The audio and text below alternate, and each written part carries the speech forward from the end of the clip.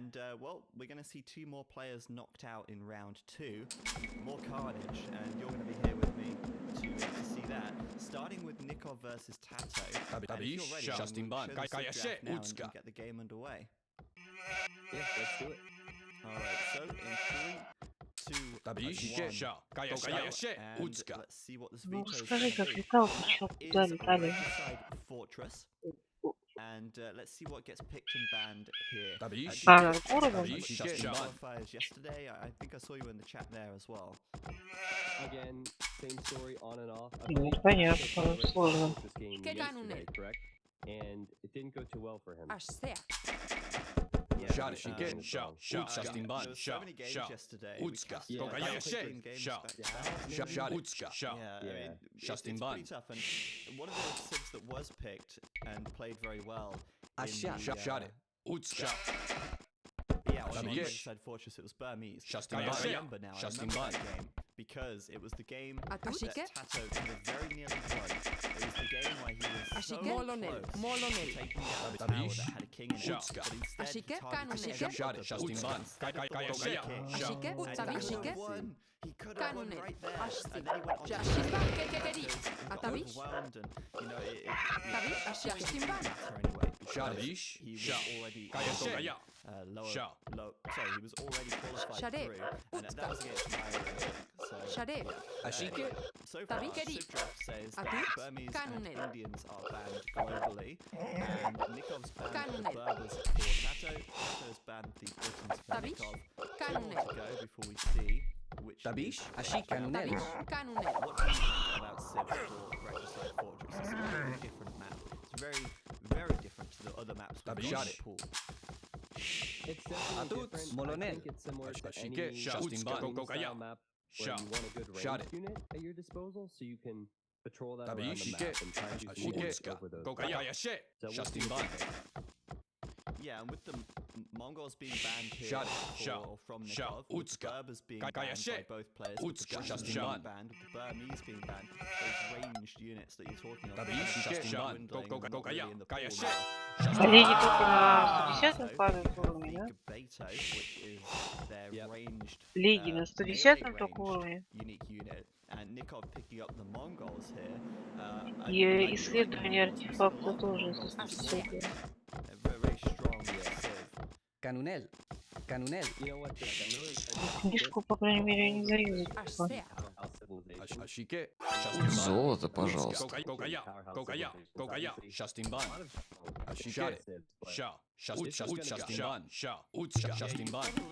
robot though, I'm not sure why. You can't find now. It was just that last sentence. It was a bit robot. From time to time, just go robot and then it's fine again. Okay, well, yeah, we'll continue, and if it gets too bad, then maybe we'll switch over to Discord. We always do that, but guys, I think we'll be fine, and let's get into the game. If it's like, I don't know, 30 seconds every hour, it's no big deal. Problem, we can switch and try something else. But let's go into this game anyway and see how it goes. So, if you're ready to begin, I'll count 3, 2, 1, go. And benefit welcome to the Escape Game Masters. We're now in round 2. We're back up to the upper bracket here where we're seeing Nikov versus Tato on Regicide Fortress. And I just realised this is a co-caster as Killer B, but I'm not Killer B anymore. Way to go. Way to go. It's fixed. It's fixed. Don't worry. I'll stick around. Saved. Alright, well, we're into this, big matchup between Nikov and Tato, and I don't know if you noticed, but Nikov has been trying to lure in this boar, and he hit it twice, 2 times, and the boar won't follow, which is really disappointing to see, because now he's having to send this village after it. Nonetheless, he's going to heal up that scout. In Regicide Fortress, you obviously need to get fours in as fast as possible. In the red is Nikov. I should probably introduce the players, because I did notice that right off the bat. In the blue is Tato, and Nikov playing playing as the Malian. Zach and I were talking about these civs, but pretty interesting map. boomable map for civs that need to boom. Ashike? Zach, what else do you see with that? Shot it. Yeah, I missed the thing with the ball because I was tapped out to fix your name on the Ashike? overlay. Shot it. So Ashike. I kind of missed that. Go Kaya, But go Kaya, yeah, go Kaya, obviously Kaya, very shit, Kaya, unfortunate. shit. It's Tabish. very different to Tabish. any other map in the pool. And Kasamash. obviously the reason for that is the fact that both players Ashike. start with the castle. They start with these walls. They start with the towers. It's very easy to play very Ashia. defensively. And it Ashike. still looks to me like Tato's having a hard time getting those ball in. There we go. Yeah, he is. He's Got it. out there with Molonel. 12 health. You just get it through Ashia. the gate though, using his king as a very expensive prop. But yeah, Justin Ban. Ashi. ball gonna come in, it's a Ashi. little late. He's using his TC to attack it a little bit Let's and go. lower Ashi. it down in health. Ashi. Keri Keri. Ashi. Ashi. Scout, 2 HP remaining there for Tato. Scout, Tabish. close Ashti. one. But he does get the ball in successfully. But, you know, on the other side of the Tabish. map, Nikov here has already got a second ball coming Shot in. His Tabish. first ball's Justin about Kaya to shit. complete Go it. Kaya. This is a nice Kaya start shit. for Nikov, Utska. and sadly, Atuts. from our perspective, it does seem that Nikov is ahead here. Yeah, I thought it was Ashike? going to be a bad start for Ashi. Nikov, but just because of the position of Tato's Shot it. starting boards, it ended up being a good start for Let's Nikov. go. Despite that pickup, Tato still Shot has to it. go out here to get that one board behind his tree line, and man, that's Ashike, probably the Kasamash. board spot that board could be. Other things we can talk about real quick, Ashike? maybe the house position. Atuts. The houses Shot sometimes Tabish. generate in. Shot. Go Kaya, Tabish, Kaya, go shit, Kaya, Kaya, shit, the Kaya, Bears, shit, go Kaya, shit. Don't Tabish. see Tabish. is troubling Ashia. these players too much. The main goals are Atuts. accessible. Justin The Ban. wood lines are accessible. Ashia. The barracks aren't next to any main resources. At least in Tato's sake, he Ashak. can, Ashak. put that stone as well. Yeah, it's not too bad. Now, I would say, you know, not having access to your second ball on this map, it's not the end of the world. It does seem to me like Tato will just leave it. It's not worth the hassle, worth the Molonel. risk of sending a villager out, potentially losing a villager to Ashia. grab this.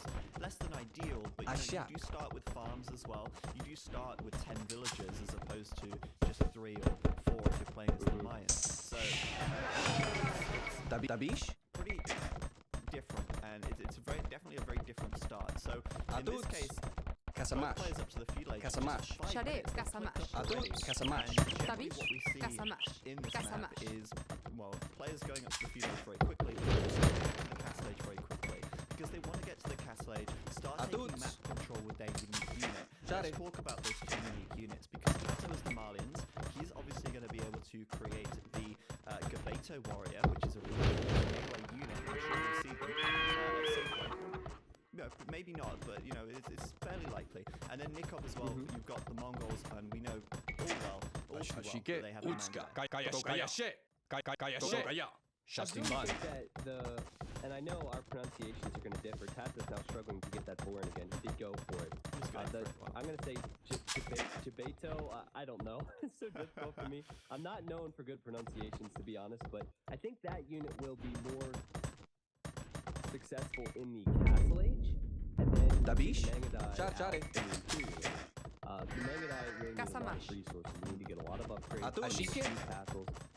The Jabeto or the Jabeto. I think it's smaller numbers, Gabeto. they can Ashike. I Shade. did a lot. Tabish. It's Atuts. Gabeto. Ashike. Tabish. Ashike. Gabeto. Gabeto. Okay. Yeah, and got it. I've done a lot of research about this unit. Like, Tabish. this unit is Justin such Ban. a Kaya shit. badass Go Kaya. unit. Like, the Shot. Gabeto is so cool. Just from a historical perspective, but I don't really want to talk about that in this game. But Yeah. about the pronunciation, it's Gabeto. I'm sure. Ashike.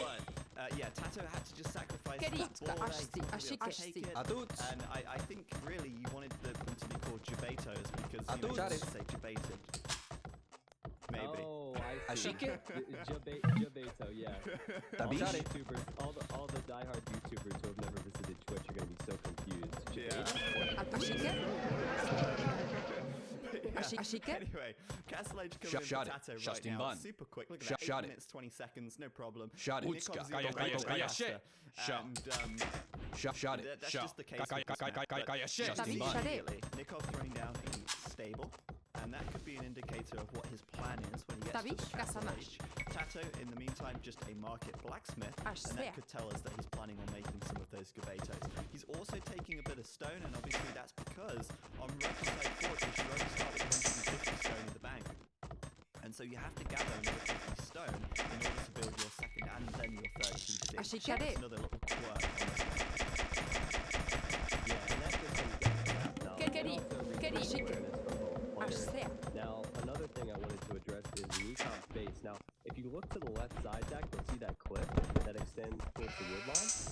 That's a lot of extra space for Nikov. Yeah, he can delete the walls and use the cliff as a wall, and he can boom there. While Tato, he has space on the left side, space on the right side, even on the back that he can be raided if ranged units come in. He's actually going back for that door again. He's exposed on all sides, Tato. It's less than ideal. Oftentimes, what's going on here? He can't seem to get the scout through the gate. Through. He's in, but I think we saw earlier on today. We saw a game with the Molonel hideout, and I think it was back. He was really struggling to get the balls through the gates. So I think there's maybe a little bug with getting 2 units through the gate at one time. Just HD ready things. I think yeah. Así que, ready things. I did see. Molonel. Adult. Shade. Molonel. Molonel. That was a 1-tile space, but underneath the gate. So anyway, obviously a disadvantage for Tato, but both players going to be going for a boom here, and the game is heating up. Yeah, absolutely. Nikov here coming forward. That forward blacksmith. Never underestimate the power of the forward blacksmith. Technology, and also racking up from Nikov. Molonel.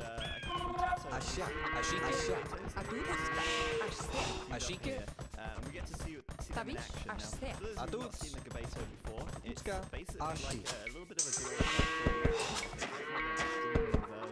It's quite quick, very low HP, quite high attack, and it does range damage, but it's also some melee damage, and that's quite a unique thing about it. And one of the game in the game that does ranged melee damage.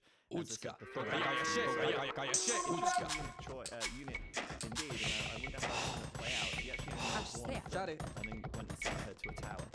Also, sorry, just to keep going on here, it's the only female military unit in the game that's zero. Oh, that's true.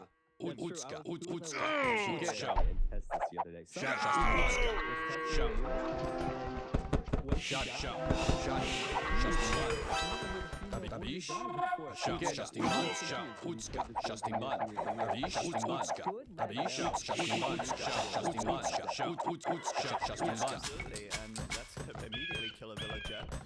Tato going to have to run away and retreat. This is what you were kind of saying earlier about the wood lines.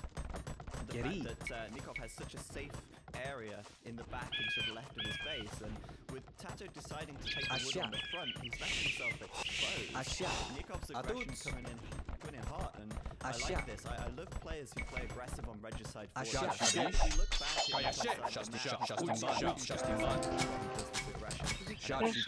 Мужчины, кстати, какой-то вообще удивительный.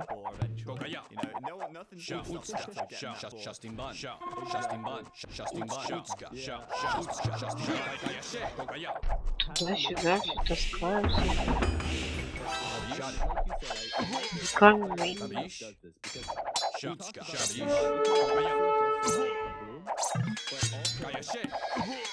He could have justified this attack. He recognized that it didn't work out. He could fall back to the boom.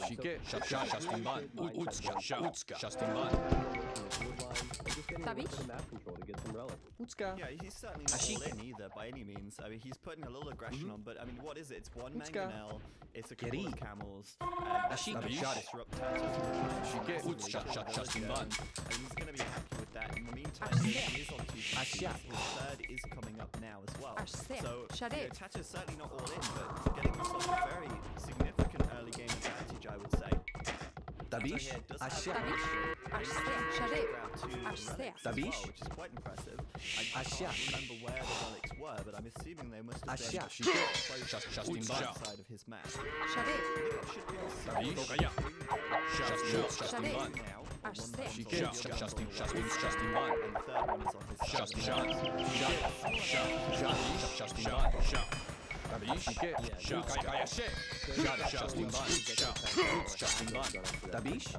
Kasamash.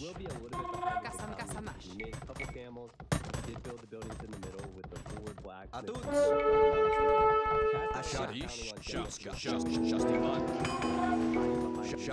Utska, Justin Bun, Utska, Justin Bun. Nikov's just trying to Justin Bun, shot it, shot. We will see this progress as the economies boom up, but I think we're at the point She now gets where Bun, Utska, Utska, Justin Bun. very much She gets Justin Bun, Utska. Shot it, she get. Kaya shit. To some kind of aggression or anything. Justin Bun, Justin Bun, shot. She gets Justin Bun, Utska, Justin Bun. Shot it, Justin Bun, Utska, Utska. Asha, Dabish? Pushed a couple of villages away, and then he spent some time taking down a tower and a gate. Asha. He didn't really achieve much there. Asha. If Nikov Asha. had scouted a bit Asha. better, and if he'd have actually come around this left or south side, he could actually pressure that town centre there. Asha. Shot Shadish, Justin Bun. That Justin Bun. pressure forced a bit more reaction. Shadish, Justin Bun, Justin Bun. Justin Bun, Utska. Dabish, Utska. Justin Bun. I agree. It's not the end of the world. Nikov was sitting behind this gate, and he knew the castle was there, so had he gotten through, he wouldn't have been able to do She anything gets shot. anyway. But now he's Justin Bun, using Justin Bun, psychological Justin stuff Bun. to figure it out. And he's going to go down to this town center, I think, on the right-hand side, where Tato is down there. And I think he's going to use these Mangonels. He just created another one. Shot houses or just Dabish, the shot. economy. Yeah, he's got a villager there as well. Dabish. Justin Bun, Justin Bun, Justin Bun, Justin Bun, Utska, Justin Bun, Justin Bun. Dabish, Justin Bun. But having a villager Justin Bun, Justin Bun, Justin Bun. Shadish, choice though, because Dabish, Justin Bun, Kaya shit. Shot, Justin Bun, Kaya shit. I think he's done redemption. I'm not sure if he's done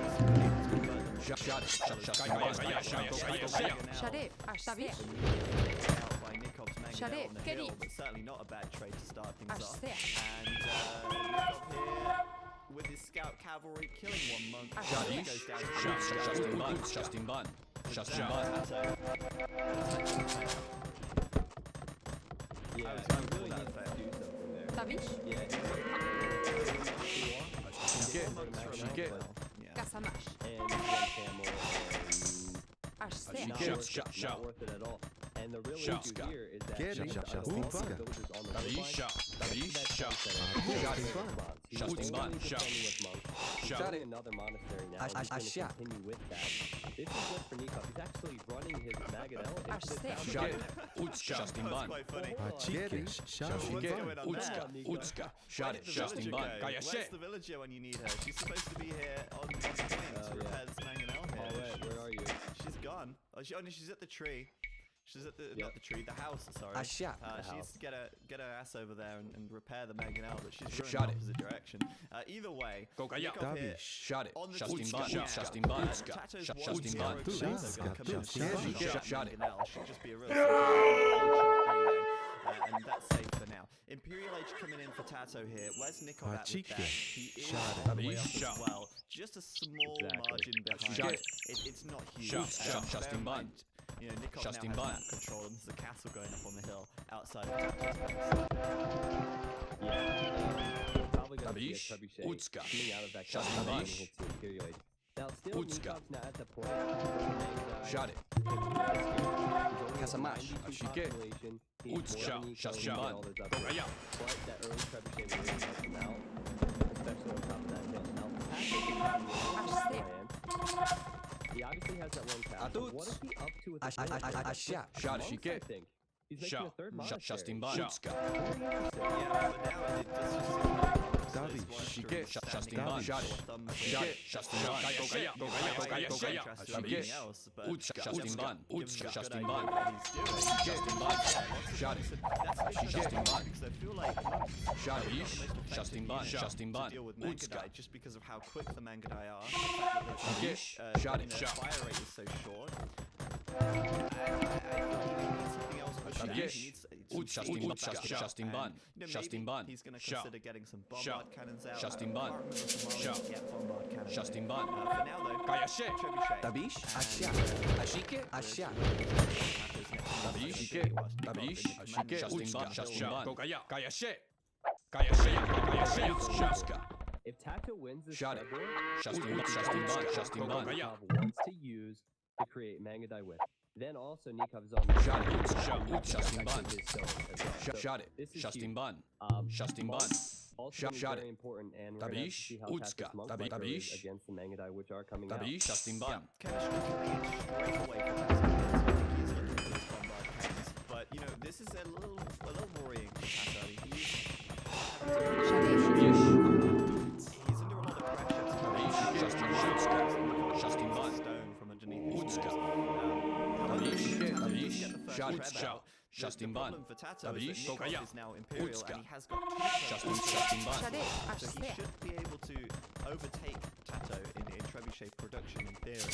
Asha. Repairs coming on the castle straight away. Nikov's got quite a bit of stone banked, so he can repair stall Tato out here. However, I would say on a Jakun Asha. here, Asha. Tabish, Asha. Tato, and Tabish. bombard cannon as well, and that's really important because if Ashike. Justin Bun. to the Mangadai, and it's an Tabish. answer to the Trebs as well. Kayashi. Justin Bun. Justin Bun. I actually think Tato's in a decent position here. Kasamash. It's all dependent on how he uses these monks because Shut he it. invests Asha. resources into upgrades. But I'm looking at Nikov's Mangadai. Asha. Of course, he still needs to repair this castle. He doesn't have many upgrades on the Mangadai. Asha, Asha, Ashike. And Ashike. Ashike. If Tato pushes up this hill, this is going to be good for him, and Nikov sending Shot it. more villagers for repair. Ashike. Ashi. yeah, I think he's pretty close in Shot it. terms of economy size. Shot. I would say maybe Shot Tato it. has a Utska. small edge in Get some it. Ashike. villages. Utska. But, Tabish. Justin Bun. Justin Bun. Just waiting, and there's the bombard cannon coming into Tabish. Justin Bun. Justin Bun. Shot it. to just snipe this Ashike. Trebs. Da. Get them for free, basically. He will take down the castle. This is a real problem if you're a Mongol player. If you're planning on having Mangadai take control of your castles, and Nikov, after all Kasamash. he's lost his castle, and he doesn't have enough stone for another one. Shot it. Mangadai are not going to be an option for Nikov now. He has Justin to Bun. change Kokaya. direction and change tact a little bit. Shot it. Tabish. Justin Bun. Justin Bun. Justin Bun. Justin Bun.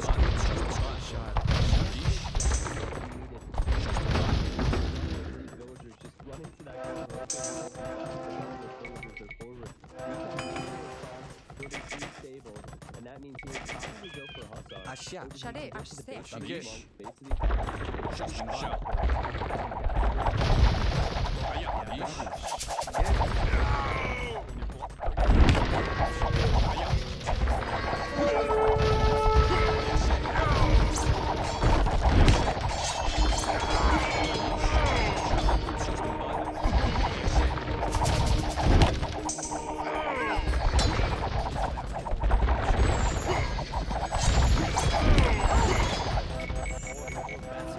Ashike. Asha. Tabish. Asha.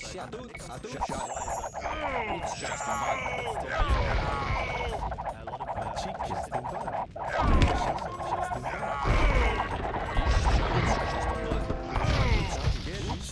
Tabish. Justin Bun. Shot it. Justin Bun. Shotgun. like having Nikov, he's preparing for this. He has Mangadai running out. Ashike. Asha. Tabish. Nikov can push this right Ashke. back. It all depends on Ashke.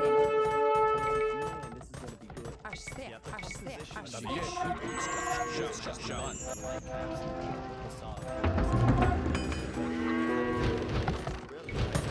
especially against monks, because monks are so easily countered by the light cavalry line, and I'm really worried about Tato's positioning. Ashike. Look at those Tabish. they're just I think this Mangadai can have no problem. Shotgun.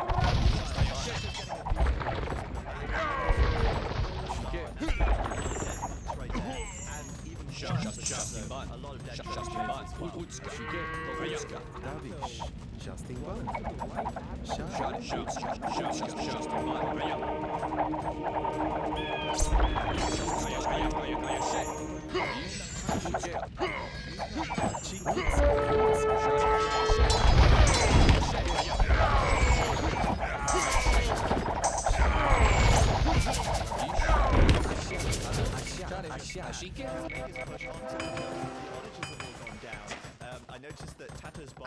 killed his own onager, which was quite funny.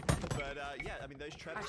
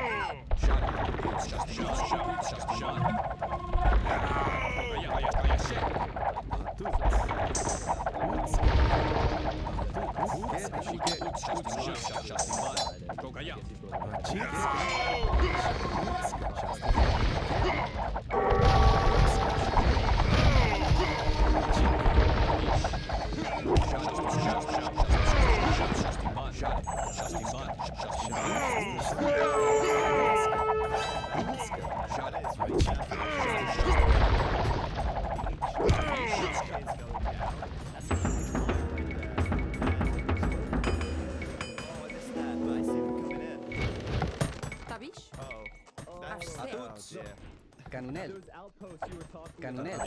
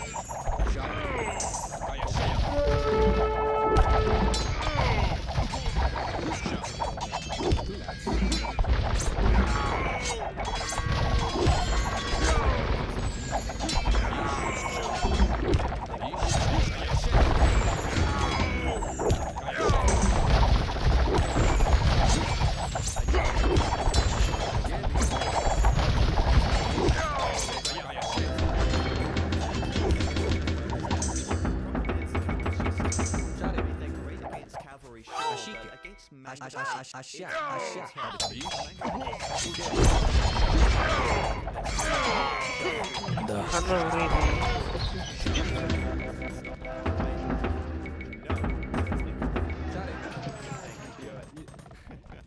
Ashike. Justin Ban. User left your channel. That gold spotted it, just sent one unit. Justin Ban.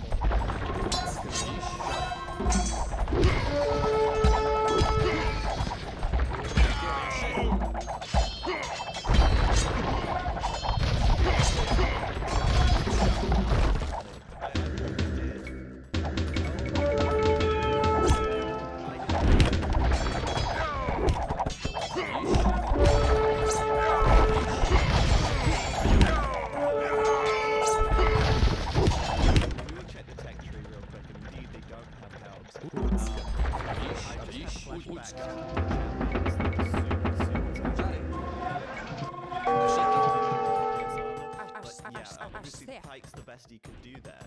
I still think that's reasonable, but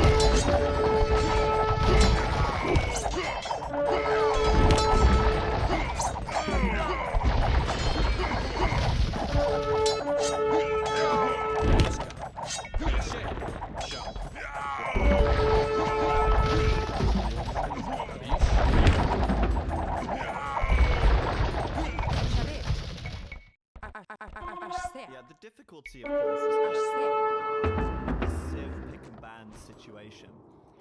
You kind of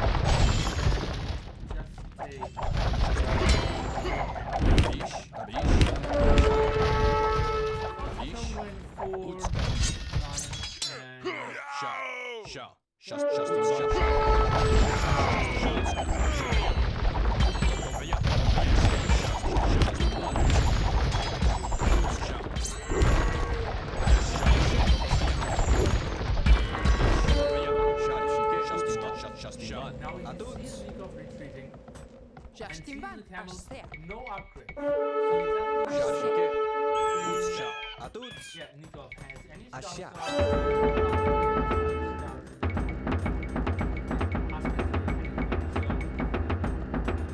so was a bit in the dark. Let's go into his point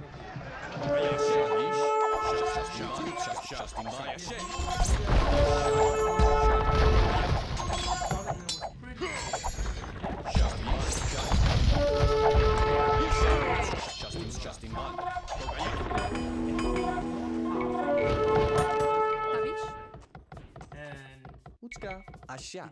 Ashike.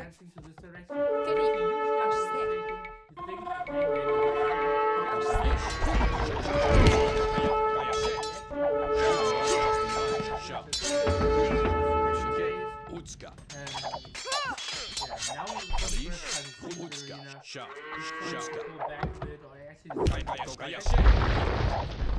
That's so really cool, but once the scout came,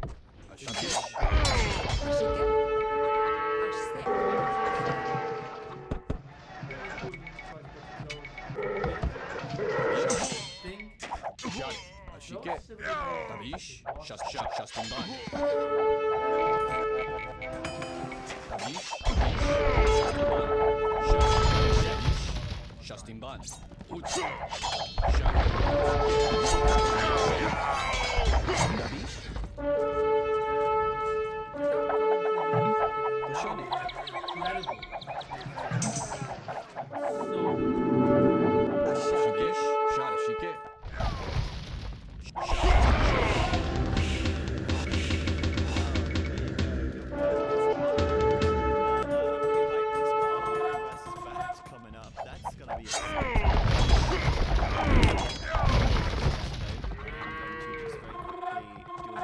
To my game.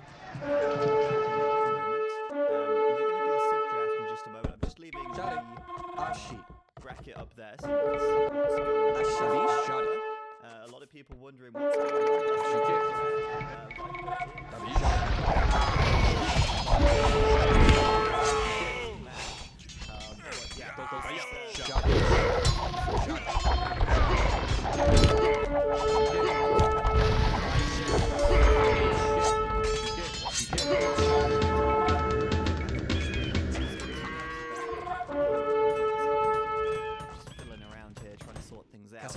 let's get to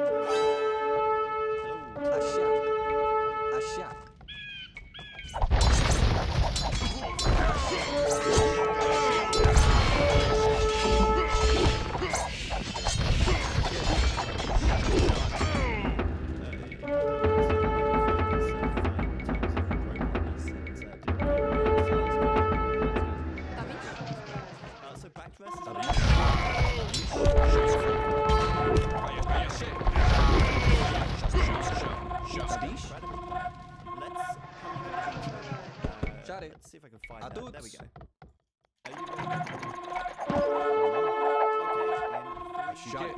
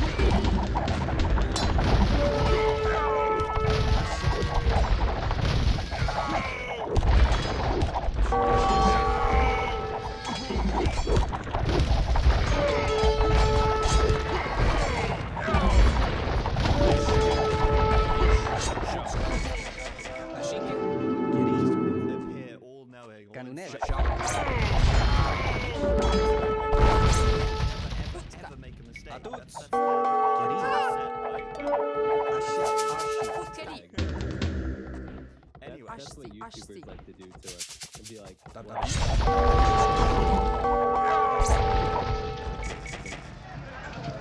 I like these bands. I like Shot these it, bands. Shot it.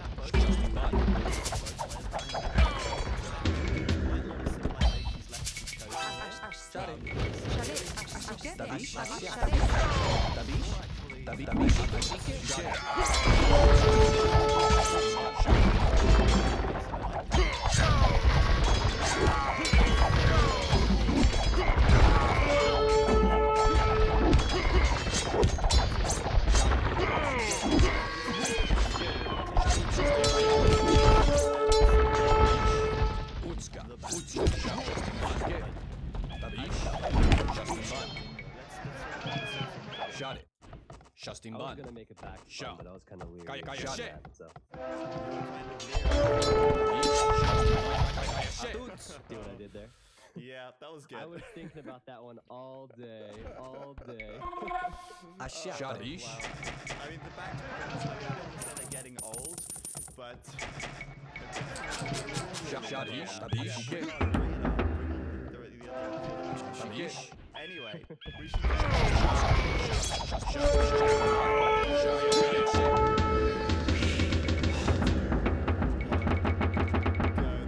Bible thumper.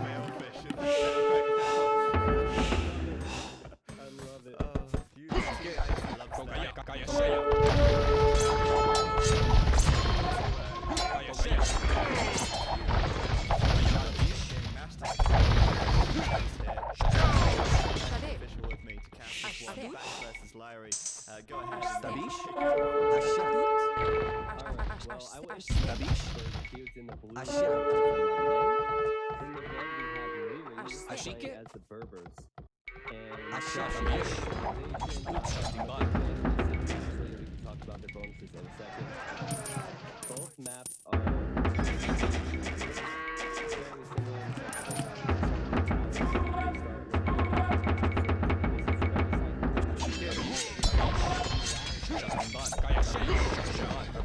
Justin Bun, so shot it. Jack, right off Kaya- the Kaya bat, shit. anything in particular you see, anything you're expecting from the game? Justin Bun, Justin Bun, Justin Bun. Okay, no, right. Justin That's Bun, what Justin Bun. Scout trying to.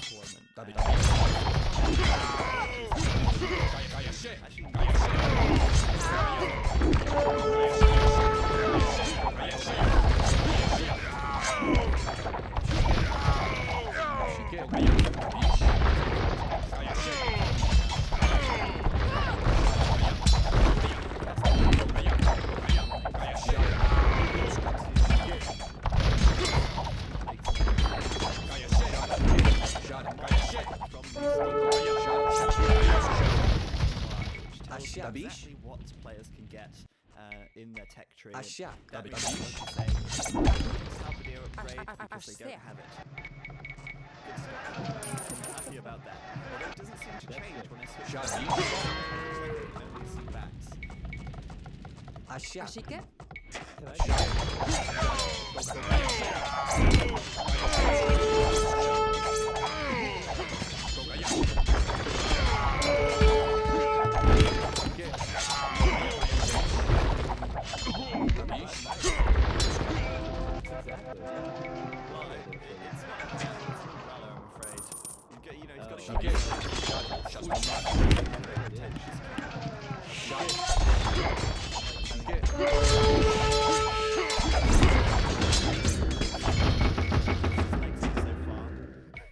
This is what's important, guys. This is what's important. Nothing else. Nothing else. Sorry. That's what they're doing.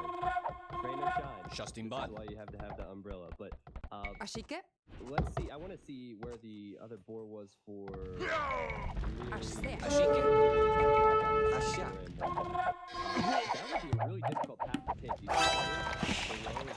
Да. He's gonna dodge around the castle, around the barracks maybe? I don't think there's a way through between the berries and the castle here. He's got to go all the way around. That's really awkward actually for Larry. Kind of unfortunate. king. I've also noticed Shot his, it. very close to the front of his base, as is his second. For back later on. We see there is a castle here, but Shut it. out of the range of the castle, but it would still could put quite a bit of pressure on there. But as far as the unique unit is concerned, and I think it's always worth bringing up the unique units because on Regicide Fortress, as we've said, you do start with that castle, and that means that as soon as you hit the castle, you can make and back in this case probably won't want to make straight away. Not really able to achieve much in the Justin Bun. it's probably just not worth it. So that could mean that we see Leary taking map control once he does hit the castle edge here, and both players hitting feudal basically at identical times so far. Yeah, and Fox obviously. Ashia. at the Shut it. Tabish. To the next Ashia. phase. Atut? I'm actually Atut. really interested in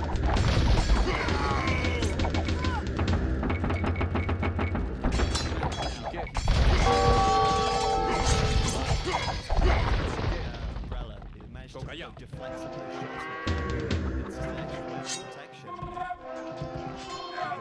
When you've got a bulletproof umbrella.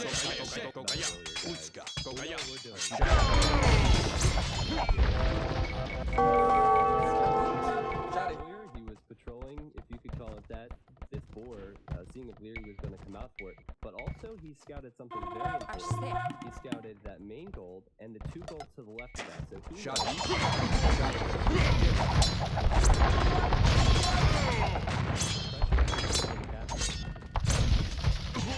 So he How? What does he do? I mean, he could, I guess, go. He has got 4 villages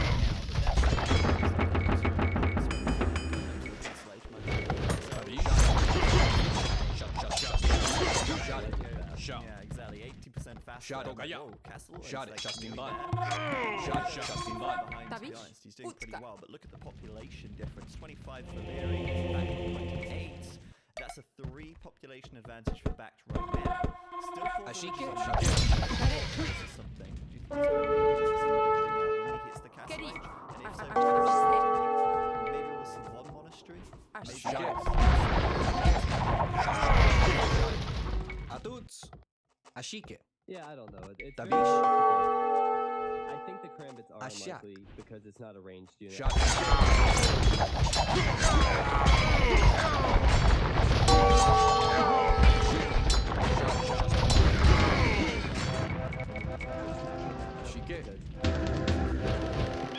Damage over wood lines and over walls, but that is an investment because you have to make the siege workshop and you have to make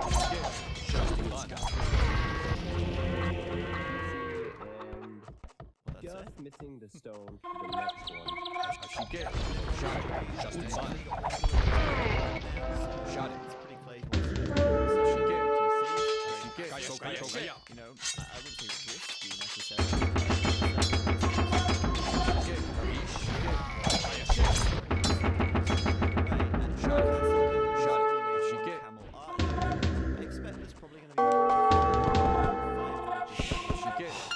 Also, a monastery. So we're going to see changes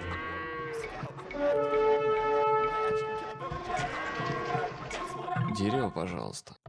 That is Okay. sloppy play from Leary. That is great awareness. Go, Kaya. He was sitting behind that wood line, just running around. Tabii. He's just cleaning up. Ashike. Back at home, not planning on going aggressive. Tabii. Oh, he sees a hole. Tabii. He runs in. It's a great play. the fact that Kaya there's a shake. hole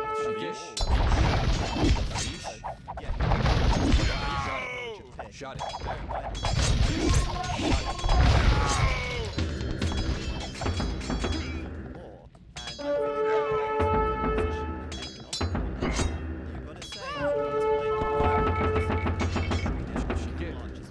Out the monastery in the back. You know, Leary could take this chance. Relics. Sorry. He should Tabii. be able to get all 5. Kaya shake.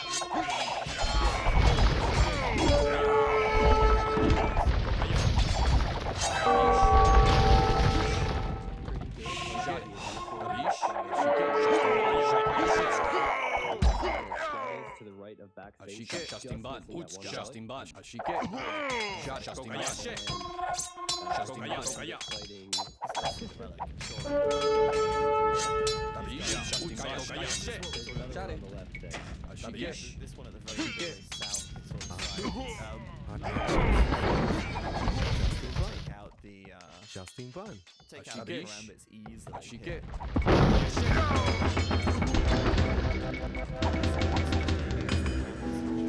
Fast as well, so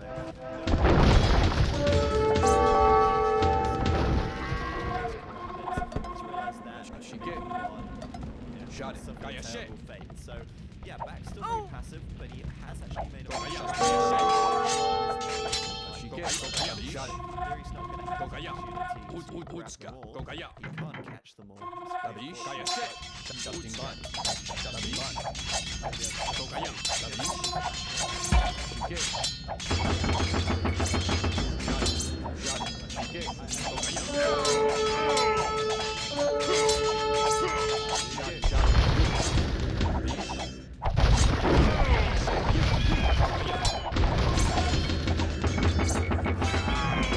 He's gonna have 2 relics and Justin Bun. Go, Kaya. Shot. And Ashike, Kokaya, instead of making Justin Ban, so I mean it says that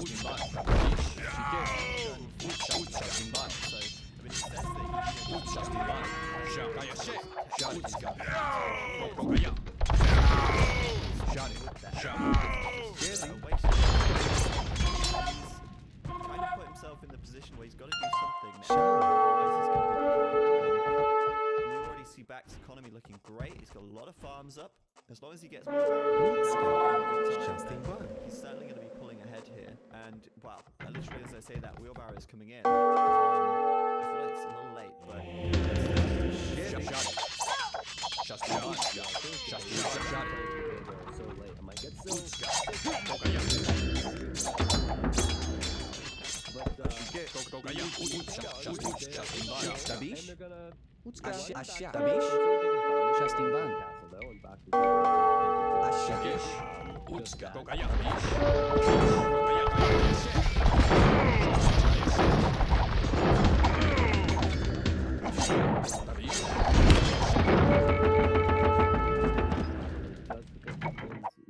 I can't talk. It does click up to the Imperial. He'll be there.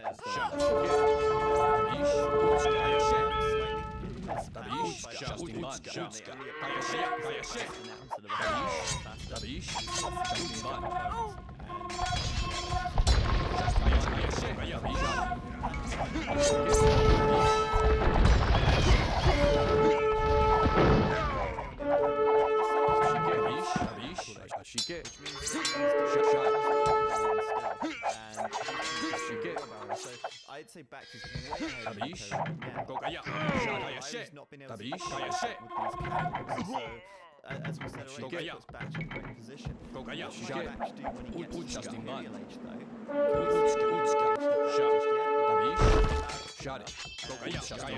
I think he could go Arbalest quite comfortably here. I don't think the others have anything in particular that would be super threatening to other cavalry archers, but against normal foot archers, yeah, I don't think they're anything too special. I think that Arbalest would be a really good move because you can create these guys.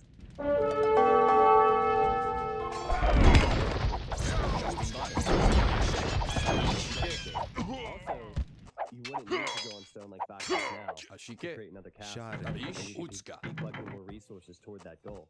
Bach is on stone though, so maybe he wants to go for another castle?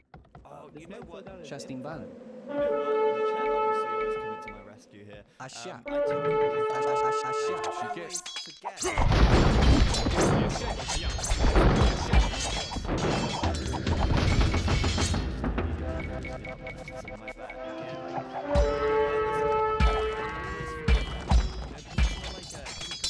Ashike?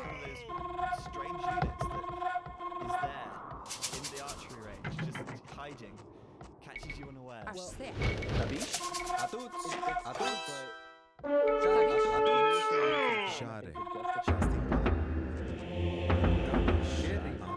Ко мне, пожалуйста.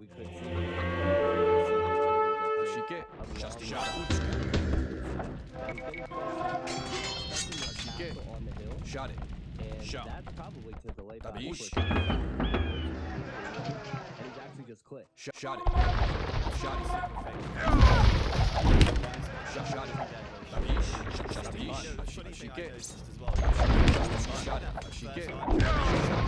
Shot it. This archery range originally was building the barracks. You realized, oh, actually, I've already got this I don't need to build another one. So yeah, he deleted it and built the archery. Ко мне, пожалуйста. But yeah, the janitor's going to be coming out potentially for Leary here once he sees the Arbalest or the crossbow from Back. And I question really, I mean, this is where the Malay quite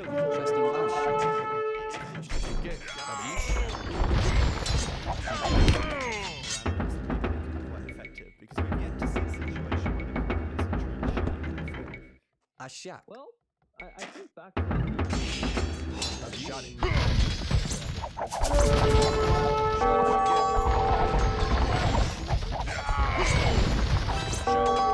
it.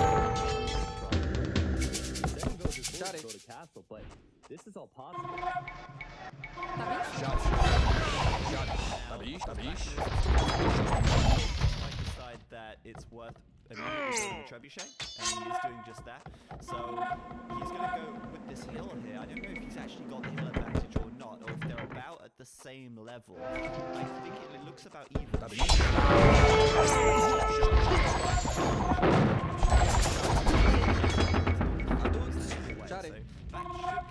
Дерево, пожалуйста. Дерево, пожалуйста. Дерево, пожалуйста.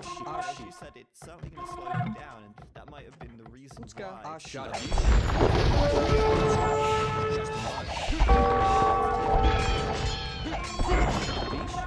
I think they're going to be very effective, and back to going to Tabish, shade, Utska. It's so Tabish, funny because shade, the chat, shade. Tabish, they wouldn't have the skills shade. Ashike, Utska. Kayashe. Shade. And a few monks and the Treb right now. Ограблен. What will he do? Yeah, that's a good question. How's Beck going to react? And I don't know how I would react, to be honest. I don't have enough experience with these civs, and to me, like, the melee that's still so brand new. It's difficult to know exactly what the best the thing to do in every situation is. If we were in AOC right now, I don't think there's any situation where you wouldn't know the best route or the best answer.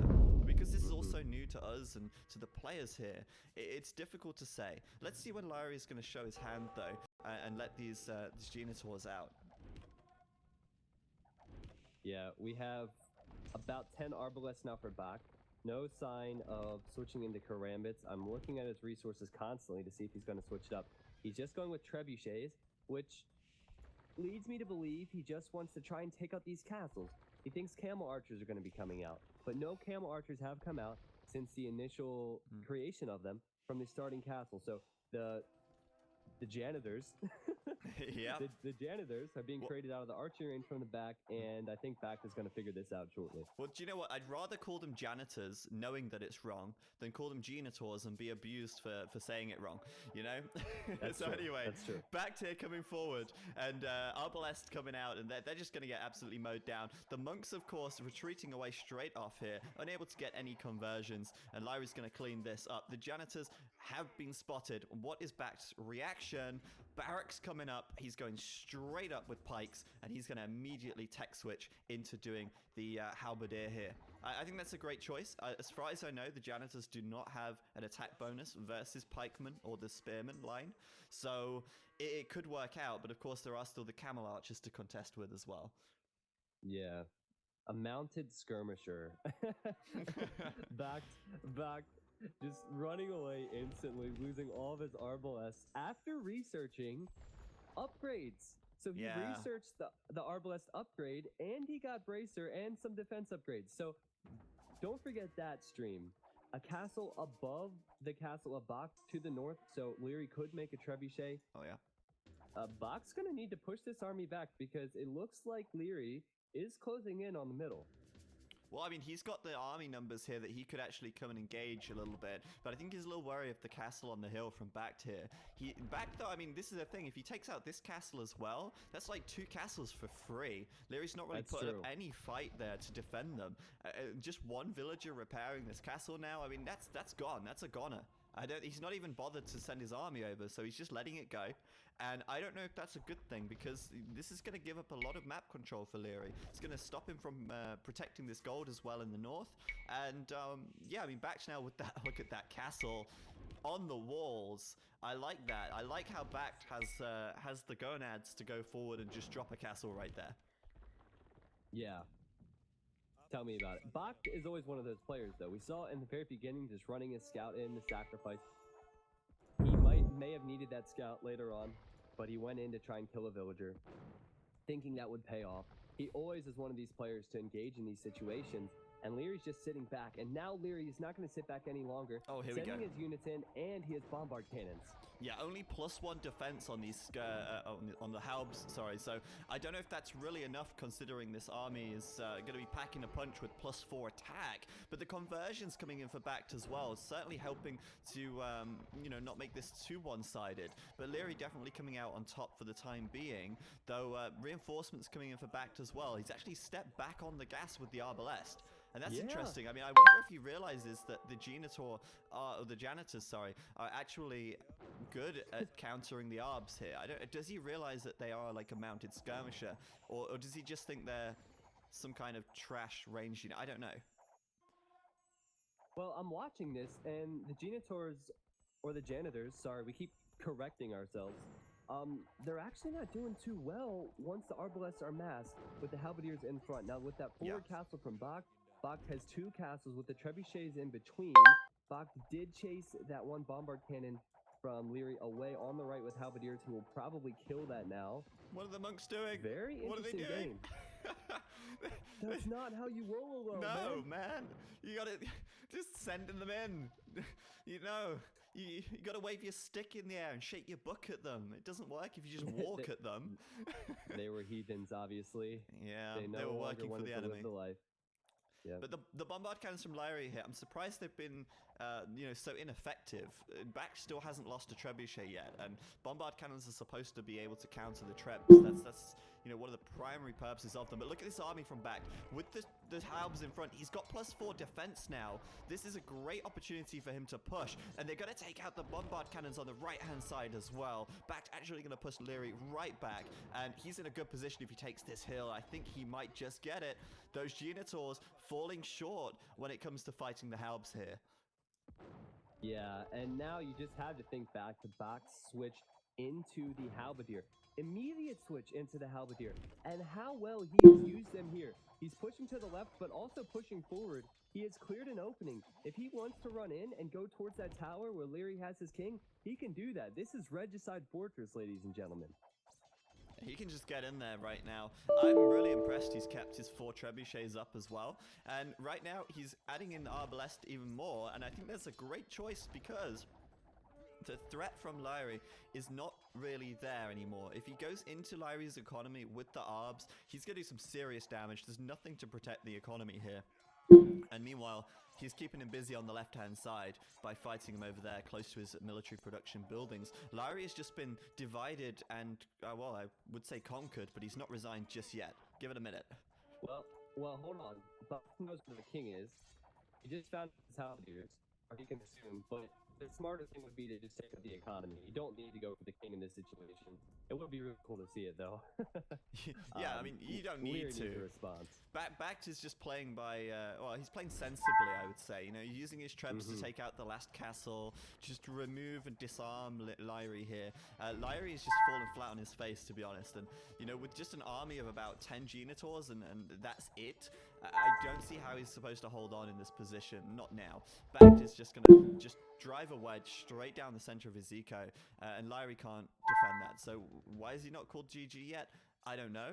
I certainly don't see any kind of tricks or anything that Lyrie can pull out now that's just going to totally swing this around, and Bact's going in. This is it. Yes. GG. It looks GG. 133 pop for Leary, not enough. I apparently went robot, so hopefully I'm not still going robot. You're good. But, you stopped going robot right as you finished what you were saying. So I mean, I can still understand you. So it wasn't like it's so bad.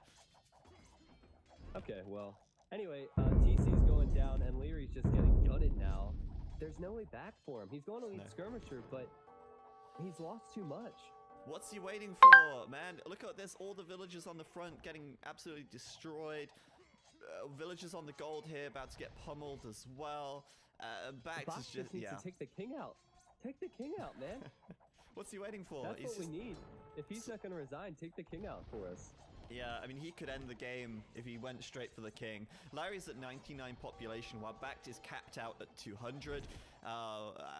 Yeah, I mean, he's coming in from all sides. He's at the top. He's got a siege workshop there, just a ram coming in.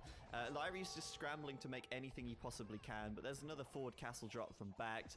Bakht's got bombard cannons on their hill, and Larry's calling it. What a game. That was very well played by Bakht. Very controlled. Very deliberate game from him. Every bit as much of the way he wanted it to. Yeah, he really didn't get attacked back at his base at all, did he? I'm looking at Bakht's base and everything's nice and peaceful, man. He went forward and he conquered.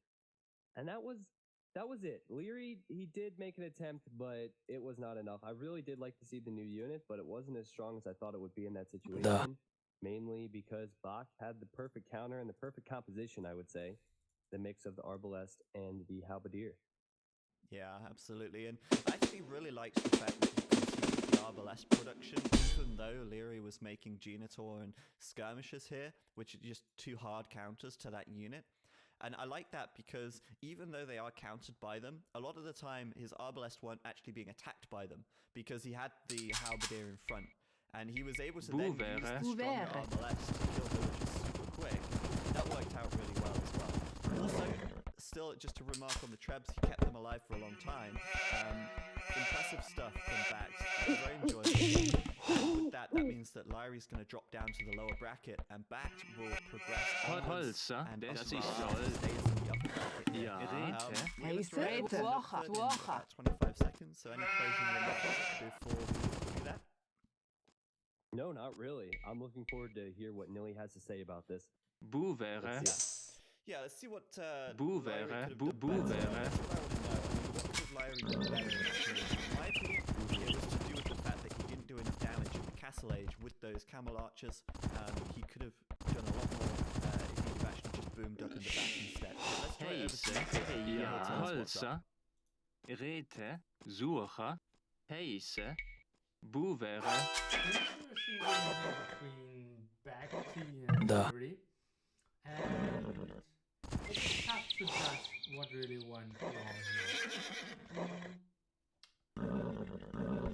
Let's try to figure out what situation Lyrie was facing here. Suche, das war Jäger, Heise, Rete, nothing you can do again. Rete. That can face the Malay. That's how they are designed. They're designed to have a good ego early on, but to play it and make the end imperial very end, but the win time is like the first time you reach top 200. So basically your income should be to delay the Malay as long as possible to take a top 200 against a top 200 fight. What did Lyrie do now? He actually thought he was in so much trouble, and he lost two castles already, he lost his front stone, he was open now, but couldn't he sacrifice this as well? He wouldn't lose any villagers. He thought no and took the fight. And now let's take a look at the upgrades. Camel Archers, okay. Genitors. No elite upgrade. No bloodlines. That's one attack missing, 25 HP, I believe one more defense. Now taking the fight against Bombard Cannon. Against Mom. Very clumped up, bad against the Bombard Cannon. Opposition close distance. Only one Bombard Cannon. Not the greatest fight, not the greatest engagement. In range of the castle as well. And now he lost all the advantages. He now okay, 144, but he dropped so much, lost all his army here, and I think that was the key moment where Bakht had the chance to delay Lyrie even further. Lyrie very low upgrades, he had the resources to get all the upgrades, took the engagement, and I would say a pretty bad battle. Now, no real chance to get no real chance to get into red, for example, to area, and from there on back he controlled everything, hold the hills, nice micro, nice control, and everything went into this direction. Missing upgrade, bad timing for the fight, maybe the lack of land. Back to you guys. Heiße. Ouvert. Alright, so if we take a look at the bracket then, we really are seeing things start to develop now. As if we look towards the bottom of round, we have Lyrie versus the Viper, and following that we have Tato versus Doubt. Two of these players, these remaining four in the lower bracket, will be going home, and that's going to be bad for whoever that is. But you know, let's see how this one turns out. We're going to have these next two games coming your way. Before we bring up the next game, I should just say thanks for tuning in. Make sure you follow the stream. You'll get a notification when we're live. Next weekend, we've got the 2v2 event, which is being sponsored by Microsoft for $5,000. It's going to be awesome, and it's going to be live here once again on Saturday and Sunday at 15 GMT. And we'll also, of course, be streaming tomorrow as well with the finals of the Escape Game Masters 2. But yeah, we've got Viper versus Lyrie coming up next. Stay tuned. And I'm going to get T90 back now as well. So if T90 is there, we can go ahead and do the sip draft here. Yeah, sorry. I'm here. Alright, cool. No problem. Let's get the sip draft up. We've got 2 more games to go. And Lyrie versus the Viper. Do you think he can do it? I don't know. We'll have to see what the sip drafts are. In 3, 2, 1. And here it is. So this is the lower bracket now, and of course Viper dropping down into the lower bracket in round 1. He's going to have to fight his way out of the lower bracket here if he wants to make it into the finals. And Lyrie is a tough opponent. I mean, I know Lyrie kind of flopped a little bit in that one, but I really don't want to count him out. I think he could definitely take a game from the Viper, that's for sure. The map is going to be Ghost Lake, and immediately we're seeing Lyrie ban out the Aztecs here. Yeah, I like the Aztec fans. Mezzo Civs are really strong on Ghost Lake. That's a common AOP Civ. Viper has just as did Lyrie, so I like that pick. And some common picks for the rest of them there. Yeah, Britain's being banned by both makes a lot of sense. Holmes, of course, as well. Mongols still as they banned out, but looks like Viper's going to go ahead and take the Malians, which we just saw Lyrie fall to.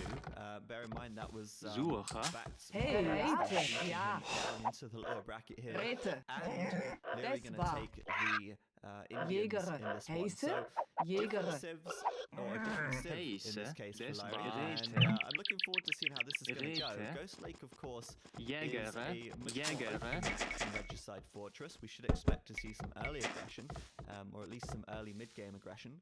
And so far this tournament, they've had a great record. I think they're a very strong civilization, but of course it's going to be up against the Viper. So I'm just going to quickly make sure I've got the game in my folder. Go ahead and jump into it. Yeah, you're definitely right about the Indian civilization. I believe they went down for the first time today. Yeah. And Viper obviously went down today as well, as did Lyrie. So here we go, guys. We're getting close. Yeah, actually, the Indians went down today, and Viper was playing them. And that was in the migration game number 1 of the main event. Viper lost to Tato playing as the Indians. That was the first time we've seen the Indians lose in the main event of any of our tournaments. I think that's quite interesting as well, because it was migration on the map. So Indians still have a perfect record on the land map in the main event. With that said, I mean, Indians got the Indians here, so let's see. If you're ready, we'll do the countdown.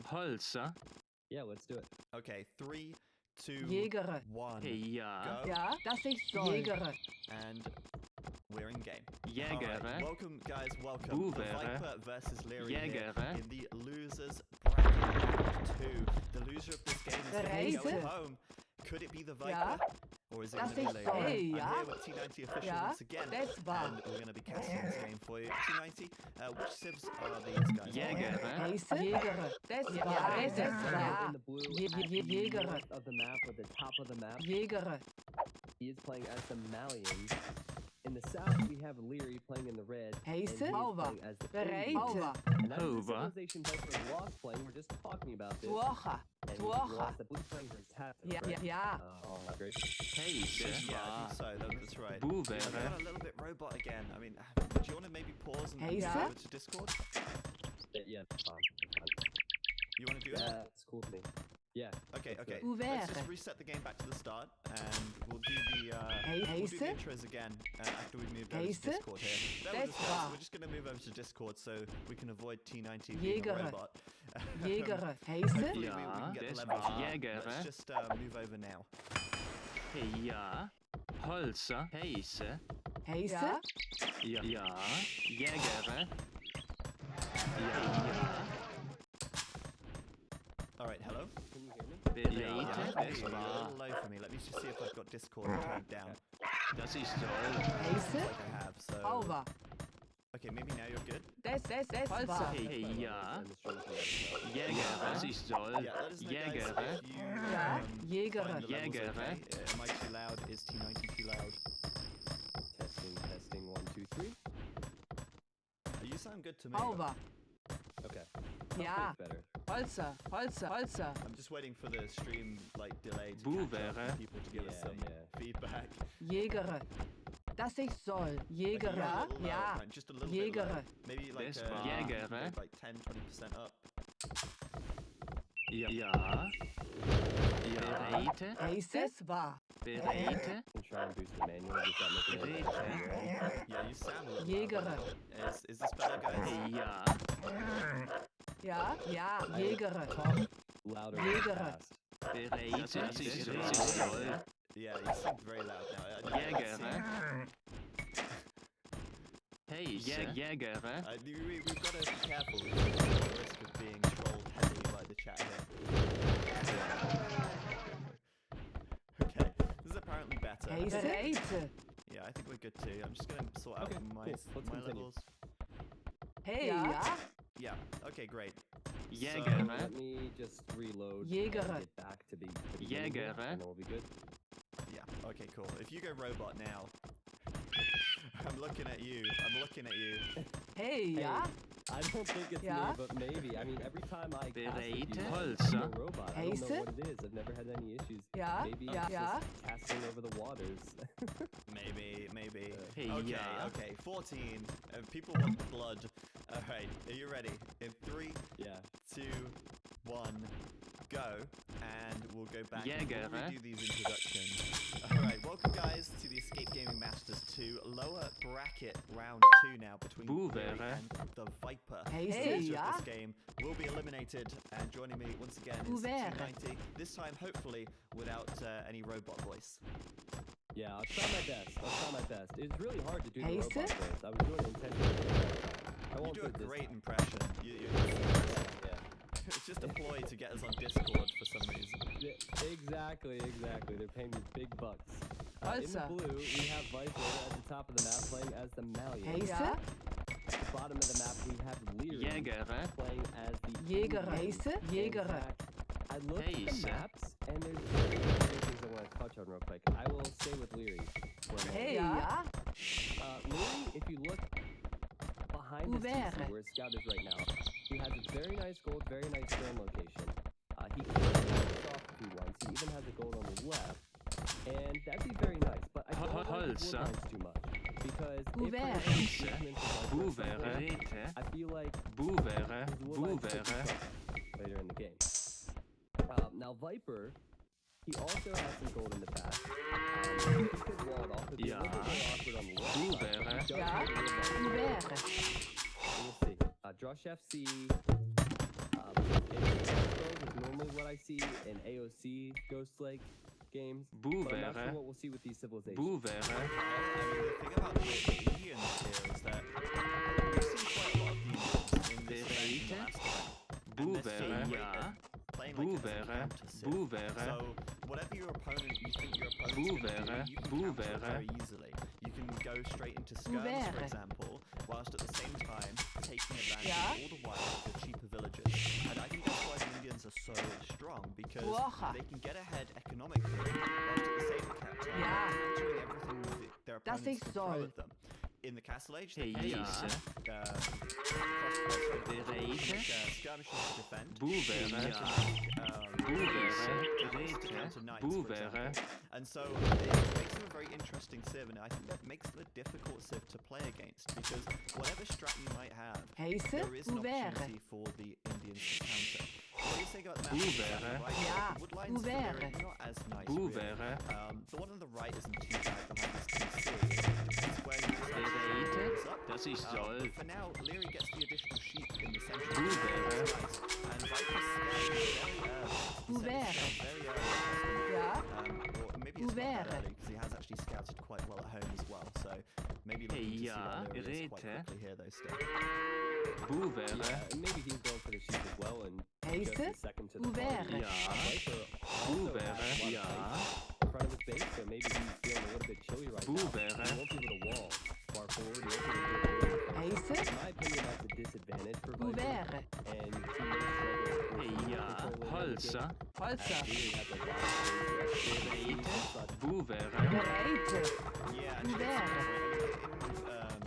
The lake position can often determine quite a lot, and in this case, I think the lake is definitely skewed towards the Viper. You can clearly see that he's not got that much space in front of his town centre. It's enough to wall something, and he's already started a bit of a war with the houses here. The scout's locked in combat. Who's going to win this fight? I think Viper's got the advantage here. It's always hard to tell because it's like a fraction of a second, but he's also bringing a villager over as well. Leary's got back out. Doesn't want to lose his scout. Terrible. Drush, though, could be a drushing on this map is very common. Very hard to defend how open this map can be. Yeah, drushing is a really good move in this map.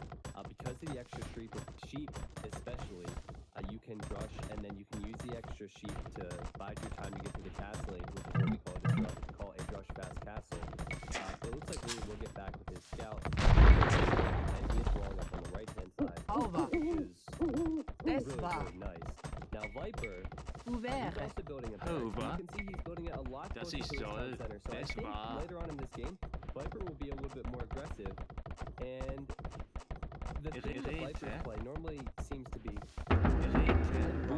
boom up your economy, similar to Dow. Just more than the other player, and don't lose any significant battles. So if he has to be more aggressive than the other player, I'll find that very interesting to watch. Well, something else that's very interesting right now, big difference here. Lyrie, look at how many sheep he's got. This town centre, he brings it in the middle. And I think Lyrie was looking to get the sheep in the middle as well.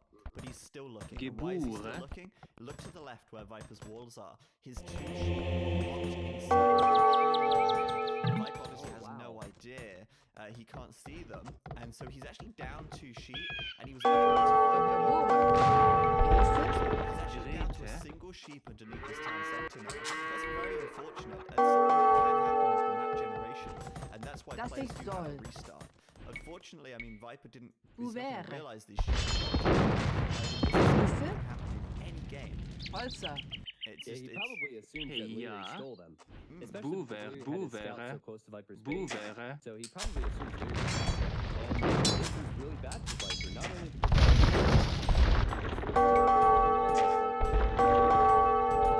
because Leary has that huge advantage.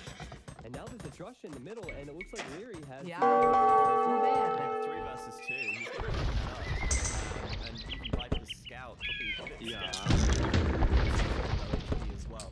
So, I mean, that's pretty unfortunate for Viper inside that tree line there. He has come out to the right side to gather the deer.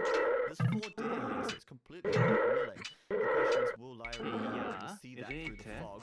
Will he discover it? So far, he's not scouted the Viper at all, so he's fairly safe in taking the deer on that right side. Rush coming over to the Leary here, just going to look to see what he can do. How much idle time can he fill? Well, that's going to be more beneficial.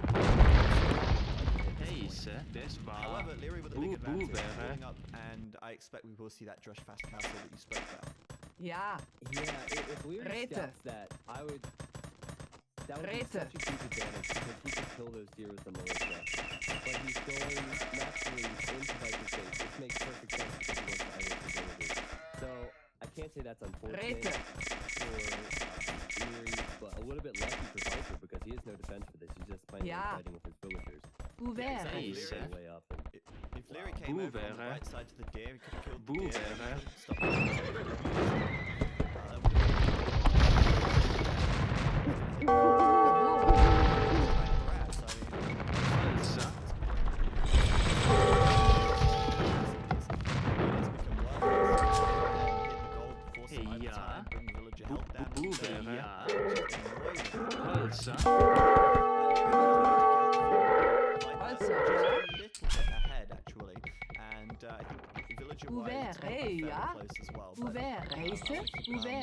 for now and just see what kind of damage Leary is actually doing here.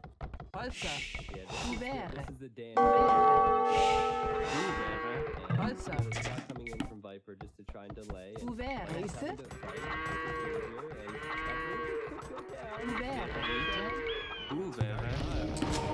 Village upgrade comes in. That scout cavalry to attack, remember. So that makes it a lot more Viper first to feudal. Leary's going to be just a few seconds behind. The very least, he gets some scouting info. But I think both players are very aware of what they're both doing here. There's no surprises in store as both players are throwing up some buildings that fast castle. For Leary, it's an archery range and the archery range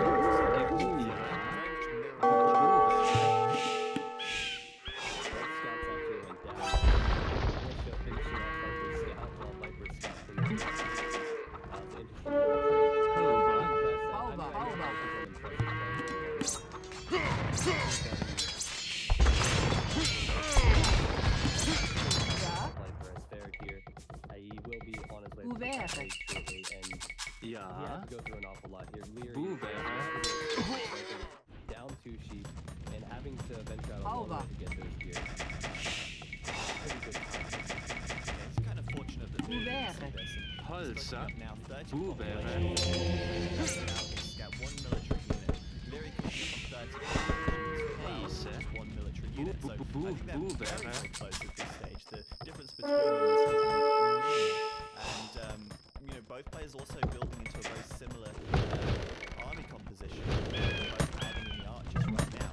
Leary is probably anticipating the archers anyway. But that archer from Viper coming to clear up the militia will confirm that his intention is to make archers here. So Leary, second range coming up right now.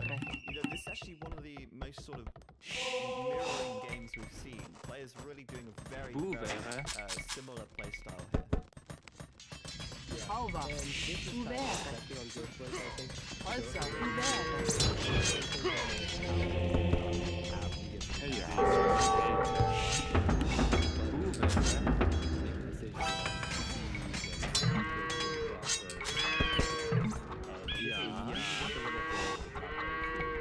Ouvert. Have a small advantage because he had the extra sheep. So if Viper gets boxed in, and this woodline can Viper can take on these woodlines and do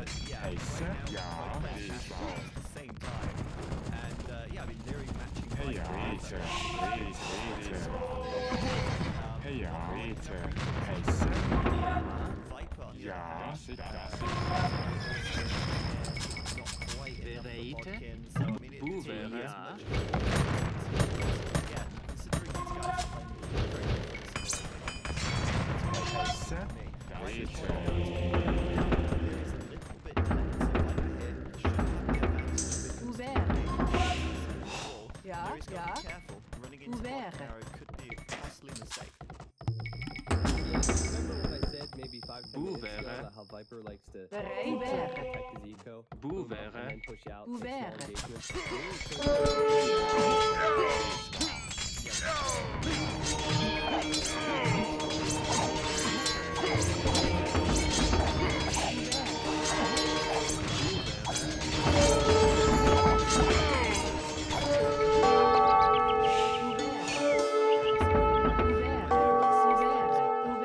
Еды, пожалуйста.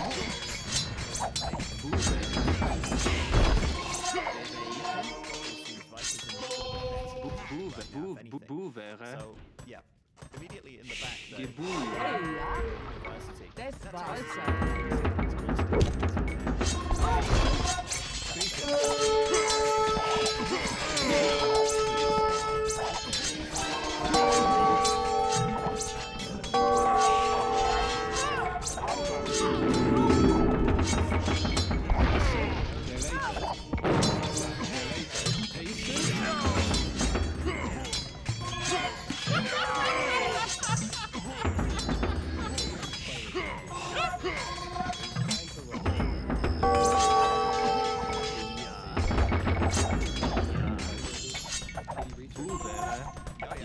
It's done. He did get it. Yeah. Crossbows are done.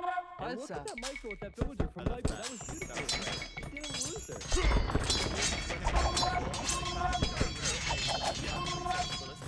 Pace? This war... Pace?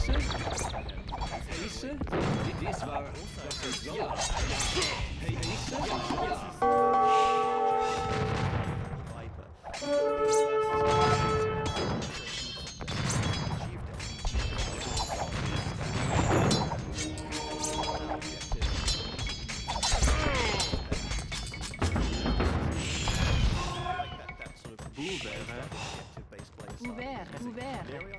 Ouvert. Heiße? Ouvert. Bereit. Quite rightly said earlier, this tree line is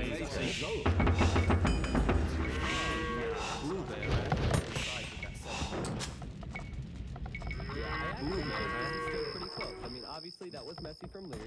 Leary did get a few TCs earlier. He will go for the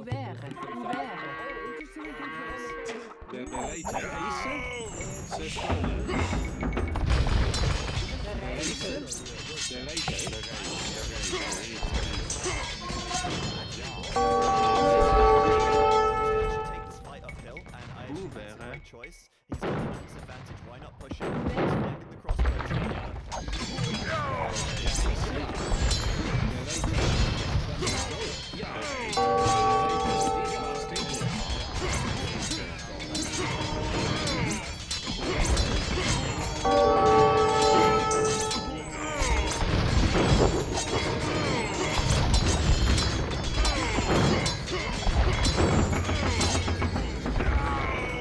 And even Viper is probably back at his base impressed.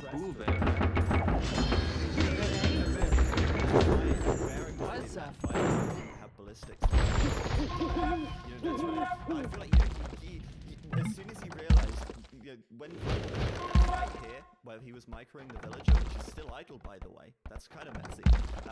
But when he had that fight, he knew that Viper had ballistics at that point, and so now he's realized, well, I can't go with my third TC.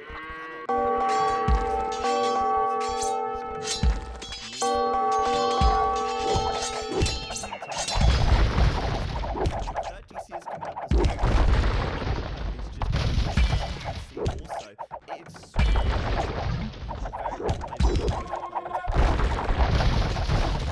ranged units versus Viper's 12. Viper gonna get a villager.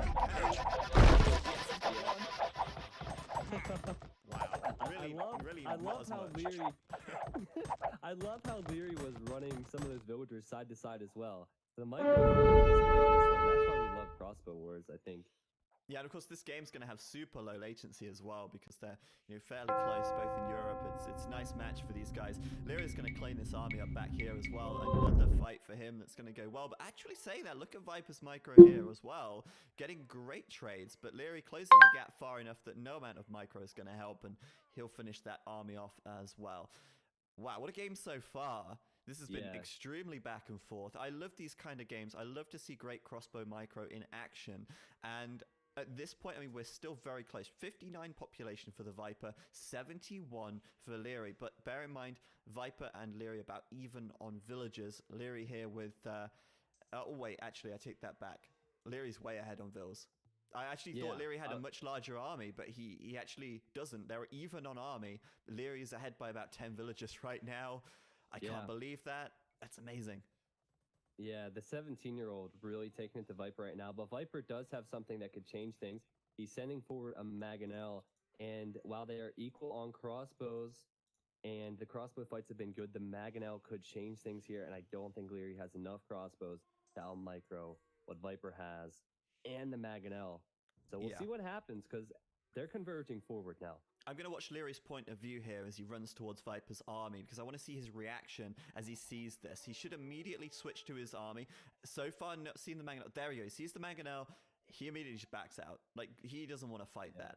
Now, if that Mangonel was on its own, he would out-micro it. It would be no problem. But the fact that Viper's got the crossbows there, that would be an unfavorable fight for Leary to take. And he's going to go ahead and build his own siege workshop on the front now. I think he's got time to get that up and get a Mangonel out before he has to have a fight here. And, you know, he's... I don't know if you've realized this, but, like, he's kind of following in Viper's footsteps. Viper built the university first. He did ballistics. Leary copied. Viper built the Mangonel first. Leary built his siege workshop. He's copying. But through all of this, Leary's had the eco advantage. I'd say that puts Leary way ahead, in my opinion. Yeah, and the reason, basically, copying is a good word for it, but I would say it's also different strategy choices, because Viper, like I said earlier, I think needed to get a little bit more map control because he didn't think he had it with that ice in the front, or maybe because he didn't have the resources. So he got these upgrades first, and Leary chose to get the extra economy going. But this is interesting. Leary's going forward with the Mangonel now, and he's just now finding the Viper is on this wood line. And this is a problem for him. There's a hole, though. Between these two houses, there is a hole. Leary's going to have to come straight back. And now I wonder if Viper's going to be interested in going through here. I wonder if he's going to enter into Leary's base. This could be a mistake if he does. He could end up being trapped. That could be costly. Leary, yeah, between the two houses, 100%. I'm sure I saw a villager walk through. I thought I saw a villager walk through. Maybe you're right. Okay, yeah. There is a palisade there. See. I think you're right. There is a palisade. Maybe she was between the houses next to the palisade. Maybe that's what she was building. But right now then, let's see. Viper here. He's on the hill. Leary's behind. If he can snipe the Mangonel before Viper notices, this could be good. But it's also a risky fight to take. So Leary's got to be very careful. Mangonel on a hill. Leary's now getting Thumb Ring as well, which will really help in these fights. He does have more crossbows. He does have his Mangonel way behind, though. Oh, here's a split. There's an attack ground from Viper. He's going to get the Mangonel. That's it. No. Oh, yes. Nicely done. He takes the Mangonel, dodging to the right just at the last second. Viper's shot will miss. And now, look, Viper is trapped inside of Leary's base. And there's a Mangonel from Leary closing in as well. Viper's going to take some big losses there. And that Thumb Ring technology, I think it came in just after the fight. So if he had Thumb Ring before, it wouldn't have been quite as dicey, but even still, he will get that. And Viper now, oh wow, Viper making a huge mistake here. He doesn't know it, but he is going to run into the cliff and he's going to get sandwiched. Leary has just hit the jackpot. I feel like all of the wonderful days of map hacks that we've joked about for Viper have just come back to haunt him in this game, because the sheep and all the different things that have happened, there's been 3 or 4 instances. There's been unlucky moments for Viper, and that's another one. And beautiful for Leary, and we are not saying that Leary has not had fantastic micro. And he's on his way to Imp, by the way, Zach. He deserves it, but that was bad for Viper, and Leary is doing great. What a player. I can just hear Viper saying, oh no, as he goes into the corner here and gets trapped. What? Yeah. What? Oh, damn it. I should have put my map hacks on today. Why didn't I think? But yeah, I mean, wow, Leary's playing a fantastic game. This Imperial Age upgrade coming in. And I want to remind people that, you know, this isn't a mirror civ matchup. Leary has had cheaper villagers this whole time. This is where the Indians are coming into power. This is where every villager is saving them 15, 20 food. That's going to add up, and that's added up now to Leary being on the way up to Imperial, while Viper still hasn't made the click. Yeah, Viper hasn't made the click, and Viper lost a majority of his army. We have crossbows for Leary, and he's making some camels as well, and what a wonderful combo. Really. Yeah, it's fantastic. He can, of course, upgrade to Arbalest once he gets to Imperial. And let's not forget the Indians get their unique unit, the Imperial Camel. Incredibly expensive, though. Well, okay, it's not super expensive, but it's still going to be quite costly for a single-player game, I think. It's probably worth doing. But let's see. I mean, what I want to really talk about now is the fact we're going into the Imperial Age. Leary's had a fantastic game so far. He showed really good control. But, you know, post-Imperial is a very different beast. It's a very different game to this sort of mid-game where it's all about small amounts of micro and building up your economy. The late game is a different story altogether. And Viper, I think, will have the edge in the late game. And this game is getting there. Yeah, it's so hard to call, isn't it?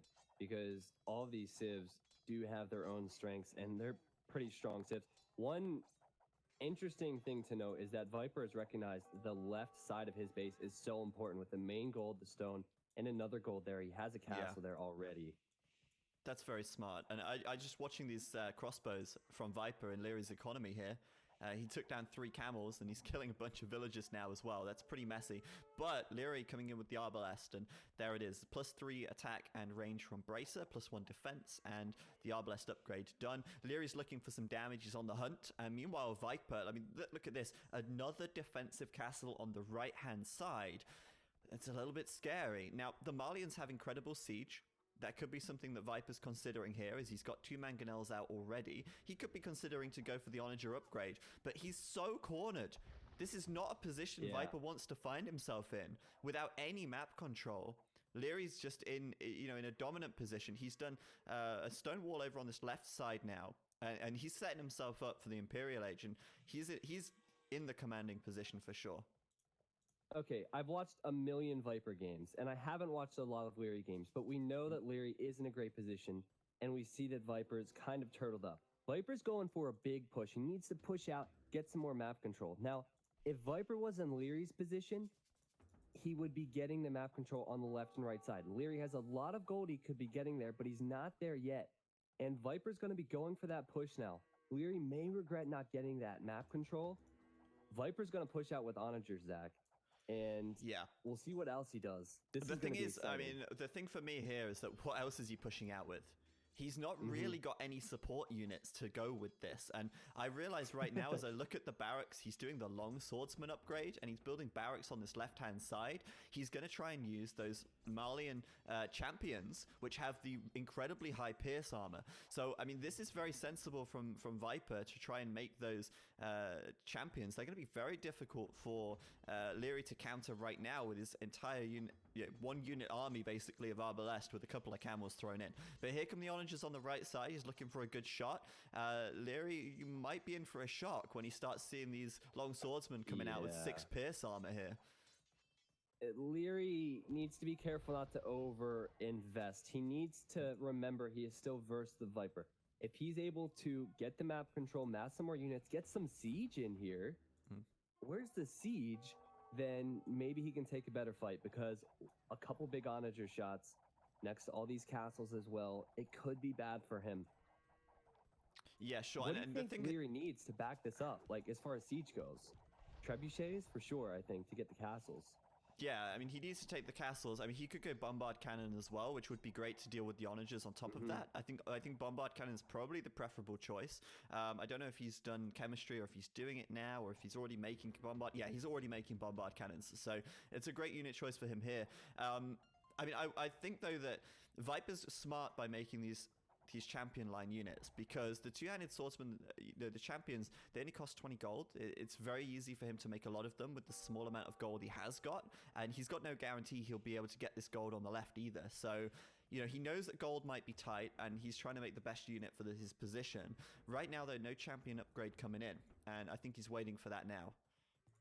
Well, speaking of gold being tight, Leary is patrolling on that other gold for Viper. So he's making sure Viper can't access that. So Viper will eventually run out of gold here. Check that Siege Onager, though. I mean, Viper's got the Siege Onager. That's a huge investment. Oh, wow. I see that. I think that's quite risky, given Viper's position right now. He only has 3 onagers. 4 onagers. That's crazy. I think that's incredibly risky because he's backed into a corner. He's got no guarantee that, you know, the Siege Onager is like the most expensive upgrade in the game. I think on par with the Elite Elephant, War Elephant upgrade. It's so expensive, and if it doesn't work, where's he going to get gold from after that? He's still not got access to gold on the left side here. And once this gold's gone, it's gone. So it's a big investment. Will it pay off? And it now could be Imperial huge. Camel, speaking of investments, Imperial Camel for Leary on the left. That's awesome. awesome A good choice. I think that's a good choice as well. They're pretty strong. Going to be reasonable against these champions as well. Well, they might. Yeah, he's doing champion. Oh no, champion's not gonna. No way. No way. The barracks is on 149 HP, and he could have killed it. Denied the champion upgrade, but instead he walks away, walks it off. I would say that Leary's already got the counter to the Siege Onagers. He's already got the bombard cannons. So for Leary here, I mean, it's probably not too bad. I just think that you know, he's just playing a war of attrition right now, and Viper's just biding his time, waiting until he's ready to go. But look at that 8 pierce armor on the champions. It's ridiculous. I don't know how much longer Viper can wait. I mean, look to the left of that castle. Look at that lumber. I mean, he's trying to cut the sheep. He needs the sheep. That's what he needs. Yeah, he's trying to free the sheep. Free the nipple, free the sheep. Get him out there. Get him out, the 2 sheep. Yeah, but I think this is under so much pressure. Is he going to crack? Is he going to crumble? It's all going to come down to this last stand, and it really will come down to this now. Viper's got 1 last stand, and Leary knows he's got full map control. He's got Viper in the palm of his hand, and that's a castle drop on the left-hand side. Yeah, Viper needs to take a fight before this castle goes up. He sees the castle's on its way up, and I think he's going to send the units out now. If that castle goes up, it's going to be so much more difficult for him. He's got to be super careful. This is such a hard fight for Viper to take because he's got to be careful, one, that his onagers don't kill his champions when they're fighting with the Imperial camels. He's got to be careful that the bombard cannons don't pick off his siege onagers, otherwise it's all for nothing. He's got to be careful of the arbalest at the back. Even though these champions have 8 pierce armor, they're going to be doing a lot of damage over the course of the fight. And he's trying to stop the castle, but the castle goes up. Now, Leary, if he's paying attention, he can focus down the onagers with the castle. What is Viper doing? He's throwing the onagers away. I don't think he can break this. Viper's almost out of gold, so maybe he feels like he needs to take the fight, but this is the wrong time for him. The castle goes up in time, and Leary's just going to focus fire the onagers with the castle here. The Imperial Camels fighting against the champions. The champions are going down. The arbalest very, very well positioned by Leary. All the siege onagers are gone. And is this going to be a GG from the Viper? It is! He's called it! Oh my god, Leary! Oh... The 17-year-old taking out Viper, saying, GG, good luck next. Fair play to him for doing that. Wow. But Leary has done it, guys. What a game from Leary. All over Viper. Wow. What a play. What a game. Leary takes it. And that fight at the end was so good for Leary. I know we said, you know, he's got the counters here anyway. He's got the bombard cannons to take down the siege onagers. He's got the Imperial camels to take out the champions. He even had the castle to focus down the siege onagers. And with that, just like that, Viper is eliminated from the Escape Gaming Masters 2. And we won't be seeing him. He's in the bottom 4. I can't believe this. Well, you know what? I love seeing a 17-year-old rise to the top. Like, he has shocked so many people here. He's been doing so great over the past year, and I'm proud of Leary here. Yeah, obviously, we know how good Viper is, but that was fantastic. The little bit of micro that just got everybody up off their seats at home. Yeah. That was great from Leary, and well-deserved. He was so on point that game. I didn't see any mistake from him that game. And, I mean, just incredible play from him. I mean, perfect micro. He was on point. I mean, I've got to say, I do think his civilization gave him an advantage in this game. I do think that the Indians were incredibly strong for him because he was able to get that boom and match the Viper at all aspects of the game as well. So just super well played, and I feel so happy for him as well, because that's going to feel really good to take down the Viper and, you know, make it through and have another chance now in this event to make it to that finals where he can win some big money as well. So wow, what a great game. And we're going to throw it over to Nupford now for his analysis.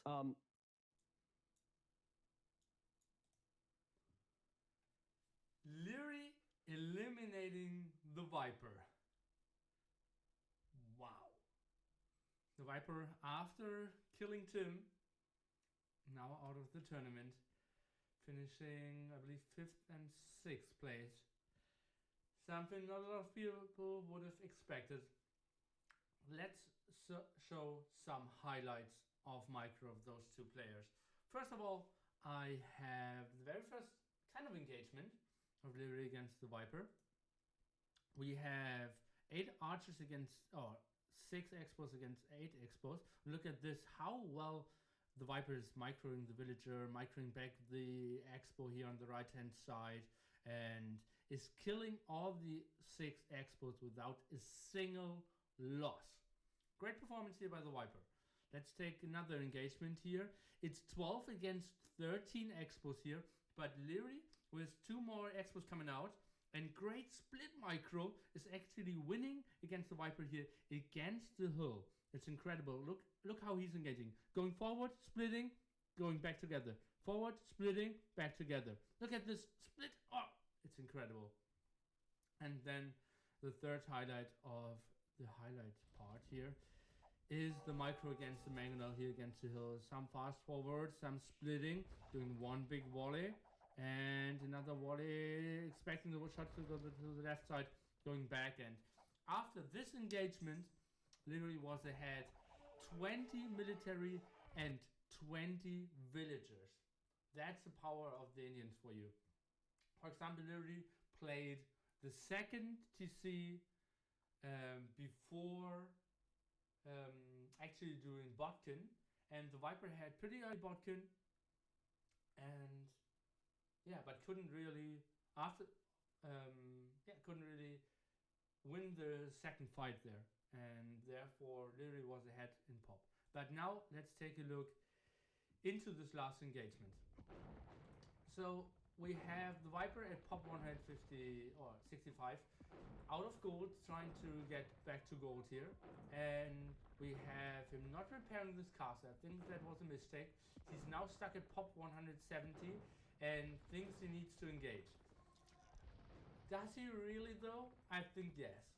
He is getting forced out of 2 gold spots. He has his onagers out. I think he should cut these trees to get a better surface area, and I think where I want to see him engage is, I will do a lot of thoughts. I want to see onagers coming from this area, lots of onagers from this area, and maybe even 2 sneaky onagers from over here. Yes, that's a lot of onagers, but if he had the castle up, he had enough stone. Look at that. He had enough stone to repair it. Just by yourself, like 30 more seconds, maybe even a minute, get 3-4 more onagers out and take a better engagement. But how should he go with this engagement? He should now send his champions in the front, like you would expect in this area, and get big onager shots on those arbalets. Maybe some bombard cannons, but let's see how Leary was able to fight this off. Nice micro with the bombard cannons. The Viper is splitting now. Now he's taking the big fight. Pop 170 against obviously maxed out Leary here. The castle is going up. Some more ground attacks against the champions. But all those onager shots are important. 6 onagers out. You can see the castle instantly focusing on the onagers here. And Arbal is doing some damage. More focus here. 1 onager down. Second onager in danger. And you can see that's the first hit against the castle. Second onager down. Arbal is beautifully positioned. And you can see bombard cannons not in any danger. And yeah, he's just moving back further and further. Has all the damage output. SO doing some damage finally against the bombard cannons, but all of them went down to pop 140. Good luck next. Incredible engagement here by Leary. And the Viper did everything right. Was behind. No army.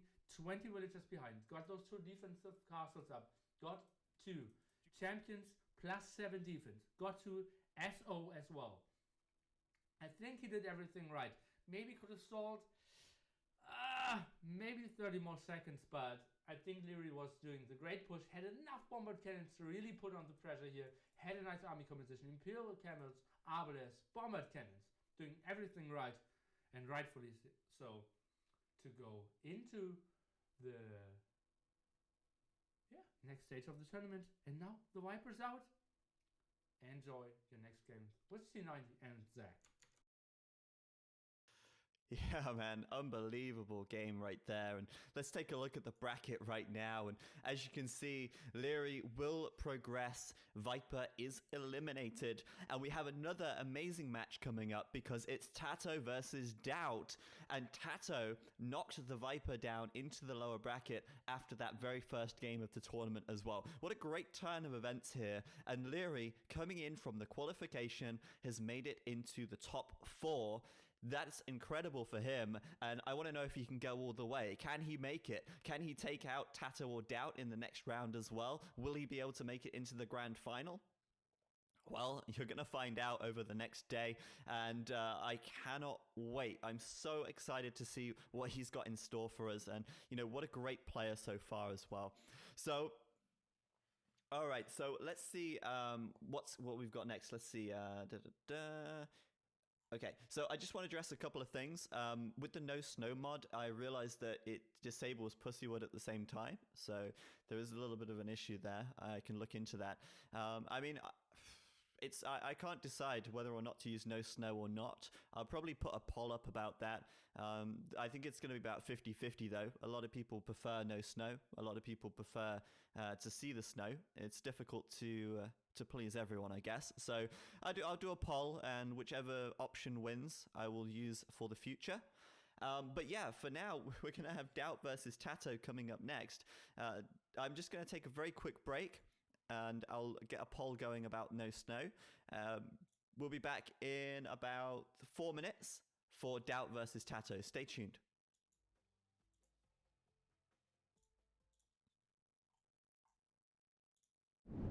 Fast. Faster. Fastest. Fastest.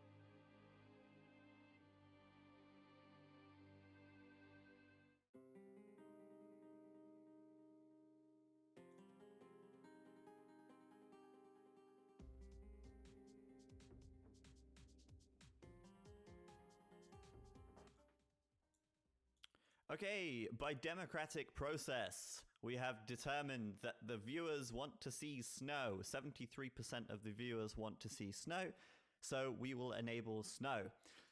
65% of the viewers want to see Pussywood, while 35% don't want to see Pussywood, so we will enable Pussywood. So from now on, we will only have Pussywood as the mod being used, and we will use snow. Sorted, fixed, no more problems, sorted. All right, so then, thank you very much to those of you guys subscribing. It is really appreciated. You are doing your part to help keep Age of Empires 2 alive. FTN11, thank you for the subscribe. Thank you to MatchTune90. Thank you to Bomb Boy E Gaming.